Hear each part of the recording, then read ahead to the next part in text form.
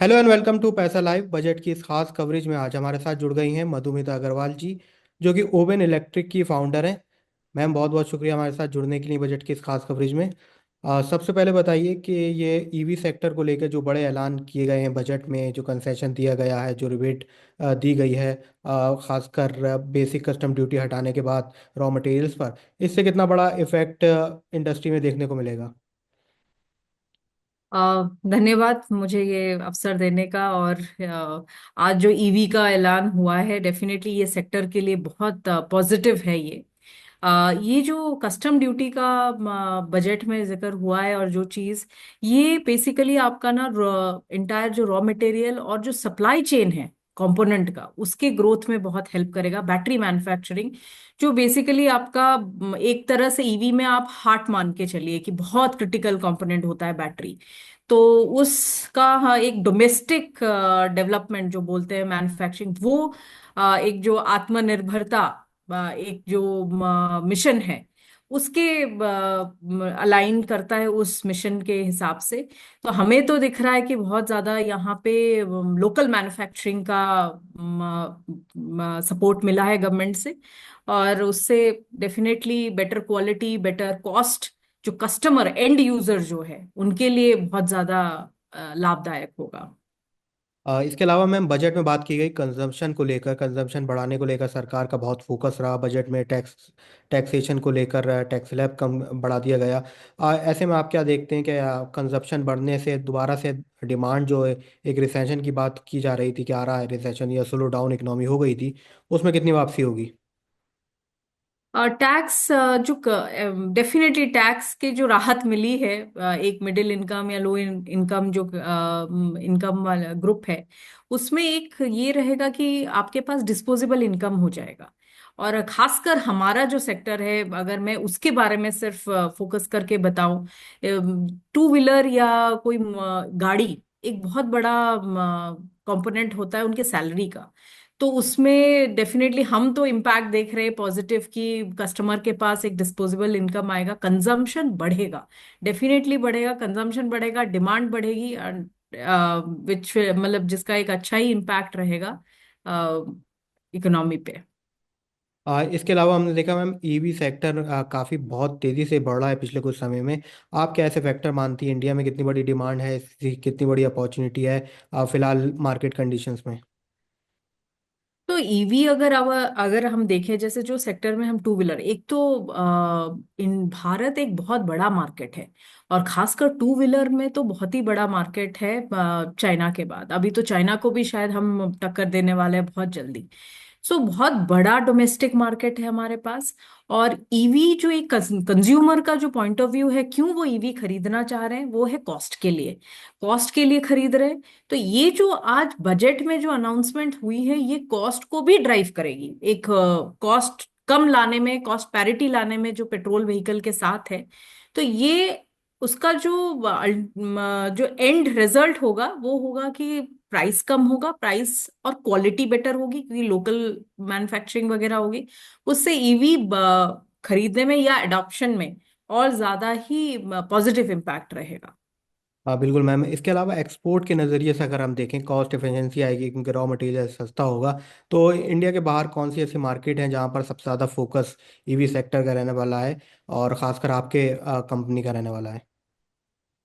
Sir हमारा तो जैसे मोटरसाइकिल है, मोटरसाइकिल में अगर आप देखेंगे, कोई भी मार्केट जो नेबरिंग कंट्रीज है आपके, बांग्लादेश से लेके जितने भी नेबरिंग कंट्रीज है, अफ्रीका एक बहुत बड़ा मार्केट है जो 100% मोटरसाइकिल है। फिर लैटिन अमेरिका आपका जो है, वो भी एक 100% मतलब मोटरसाइकिल के तरफ ज्यादा उनका है। तो हम ये सारे मार्केट में देख रहे हैं कि एक पॉजिटिव रोड मैप बनेगा इससे। और इससे ये भी दिख रहा है कि जो मैन्युफैक्चरिंग है, मतलब चाहे हमारे सेक्टर में हो या कोई भी सेक्टर में हो, मैन्युफैक्चरिंग जो है वो एक मेड इन इंडिया जो विजन है हमारा, उसको प्रमोट करती है। अगर हर चीज हम यहाँ बनाते हैं और उसको गवर्नमेंट और पूरा इकोसिस्टम उसका बनाते हैं, तो वो जो रोड है हमारा मेड इन इंडिया का, आत्मनिर्भरता का, वो डेफिनेटली वो जो छलांग हम लगा रहे हैं, वो जरूर बहुत मतलब हम उसको जल्दी तय कर पाएंगे उस मुकाम को। इंडिया के बारे में कहा जाता है कि वो असेंबलिंग बहुत अच्छे से कर लेते हैं। इंडिया में असेंबलिंग काफ़ी होती है, कई ऐसी यूनिट्स की।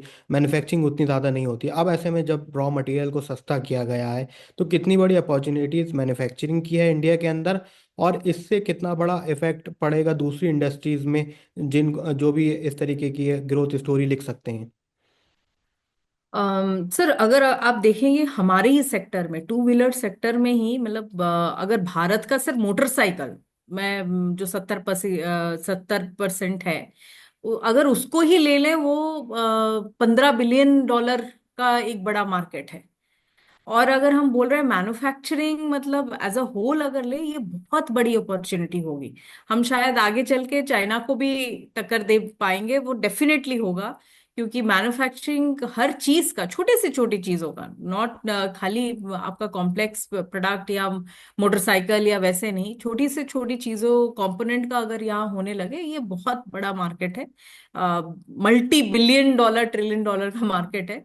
तो अब ये एक बहुत बड़ा अवसर, अपॉर्चुनिटी आ रहा है सारे स्टार्टअप्स के लिए, एमएसएमई के लिए। ये बहुत बड़ा बिजनेस अपॉर्चुनिटी भी बन रहा है। ईवी के बारे में जब भी बात की जाती है, तो ये बोला जाता है कि ईवी इंफ्रास्ट्रक्चर, खासकर चार्जिंग इंफ्रास्ट्रक्चर या फिर इससे जुड़ी दूसरी अलाइड इंडस्ट्री है, वो इतना भी डेवलप नहीं हो पाई है, इसलिए अडॉप्टेबिलिटी अभी काफ़ी कम है। ऐसे में आप क्या देखती हैं कि आप इंडियन मार्केट में वो सस्ते ईवीज ज़्यादा पॉपुलर होंगे जो चाइना ने अफ्रीकन मार्केट में किए, या फिर इंडियन मेड जो कंपनीज है वो उनको ज़्यादा सक्सेस मिलेगी? अभी अगर आप देखेंगे, जब शुरू में मार्केट ग्रो हो रहा था, तब डेफिनेटली चाइना से लाए गए प्रोडक्ट से शुरू हुआ। पर अभी अगर आप मार्केट में जो प्लेयर्स स्टेबल हैं और बेच रहे हैं, वो देखेंगे तो वो मेड इन इंडिया प्रोडक्ट है, जो यहाँ के प्लेयर्स हैं, जो लोकली बना रहे हैं, जिनकी क्वालिटी मच बेटर है।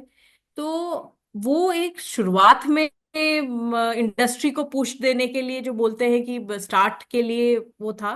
पर अभी अगर आप इंडस्ट्री में देखेंगे, ज्यादातर आपके इंडियन प्रोडक्ट्स बेच रहे हैं, अच्छी क्वालिटी के प्रोडक्ट बेच रहे हैं। और ये ऐसे ही रहेगा, जो ढंग की क्वालिटी होगी और उस क्वालिटी में सही दाम, वो भी हमें देखना पड़ेगा। भारत के कंज्यूमर बेस को देख के सही दाम पे जो चीज बेच बेच पाएंगे, वो कंपनियां आगे बढ़ेंगी। और हमें भी वही लगता है कि जब हम लोकली यहाँ बनाना सब कुछ करेंगे, कुछ ही कंपनियां हैं जो लोकली सब कुछ यहाँ करती है हमारे सेक्टर में, हमको लेके, एंड बाकी और कुछ प्लेयर्स हैं। तो उससे आप कॉस्ट कम कर सकते हैं। तो वो हमें लगता है कि वो एक बहुत बड़ा अपॉर्चुनिटी है, और कस्टमर एंड यूजर के लिए बहुत अच्छा है। अब पीएलआई स्कीम 2021 में शुरू हुई थी, उसका बहुत बड़ा इफेक्ट हमने देखा। तो अब जैसे जॉब ग्रोथ में काफ़ी कमी आई है, और ये सेक्टर उतना डेवलप नहीं हो पा रहा है, ज़्यादा अपॉर्चुनिटीज नहीं है। क्या आप सरकार से उम्मीद लगाए थे कि पीएलआई सेक्टर जैसा स्पेशल फोकस स्कीम और भी इस बजट में लॉन्च हो सकती थी? मुझे थोड़ा सा यहाँ लगता है कि जैसे काफी ग्रोथ हुआ है, मतलब अगर हम देखा जाए, क्योंकि हम ये कंपेयर कर रहे हैं एक इंडस्ट्री जो 100 साल पुरानी है, और ईवी इंडस्ट्री बहुत नई है, और उसमें बहुत सारी टेक्नोलॉजी नई भी है, और स्किल डेवलपमेंट की जरूरत है। गवर्नमेंट के बहुत सारे प्रोग्राम्स भी हैं, हम भी अवेल करते हैं स्किल डेवलपमेंट के, जो प्रोग्राम्स वगैरह रहते हैं। तो हमें थोड़ा समय देना पड़ेगा। पर अगर हम देखें, भारत में काफी तेजी से जो फेम सब्सिडी वगैरह के कारण काफी तेजी से अडॉप्शन हुआ है। पर हम ये नहीं बोल सकते कि पेट्रोल में जैसा स्टेज है, वो आने में उतना वक्त तो देना ही पड़ेगा। पर अगर हम देखा जाए तो काफी तेजी से हमने ग्रो किया है ईवी सेक्टर में। तो एक स्किल का तो है, वो हर सेक्टर में रहता है, नई इंडस्ट्री में। तो यहाँ हम देखते हैं कि स्किल डेवलपमेंट पे और फोकस रहे, इंडस्ट्री हम जैसे लोग आके आगे बढ़ के अगर कुछ जॉइंटली करें, तो वो और भी तेजी से इसमें काम हो सकता है।